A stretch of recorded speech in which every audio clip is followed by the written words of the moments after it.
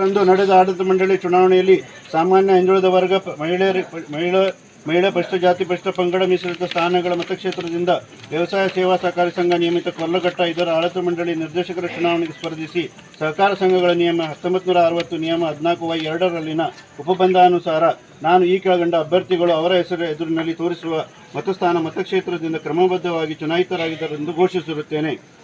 ಸಾಮಾನ್ಯದಲ್ಲಿ ಶ್ರೀ ಅರವಿಂದ್ ನಾಗೇಂದ್ರ ತಲಗುಂದ್ 1ನೇ ಸ್ಥಾನ. 2 ಶ್ರೀ ಮಹೇಂದ್ರ ಸಕಾರಾಮ್ ಗೌಡ.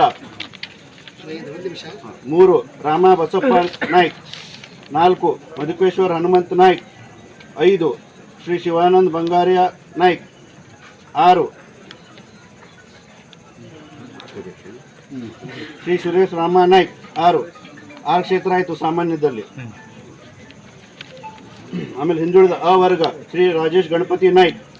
ಹಿಂದುಳಿದ ಬ ವರ್ಗ ಶ್ರೀ ಮಂಜುನಾಥ್ ಶಿವಪ್ಪ ಗೌಡ. ಪರಿಶಿಷ್ಟ ಜಾತಿ ಮೀಸಲಾತಿ ಮಂಜುನಾಥ್ ಗಣಪತಿ ಚಲವಾದಿ. ಮಹಿಳಾ ಶ್ರೀಮತಿ ಉಷಾ ನಾಗರಾಜ್ ನಾಯ್ಕ್. ಆಮೇಲೆ ಕುಮಾರಿ ಸ್ವಾತಿ ಜೀನದತ್ ಜೈನ್. ಅವಿರೋಧ ಆಯ್ಕೆಯಾಗಿ ಸಂತೋಷ್ ನಿಂಗರಾಜ್ ತಳವಾರ್ ಪರಿಶಿಷ್ಟ ಪಂಗಡ. ಎಲ್ಲರಿಗೂ ಧನ್ಯವಾದ.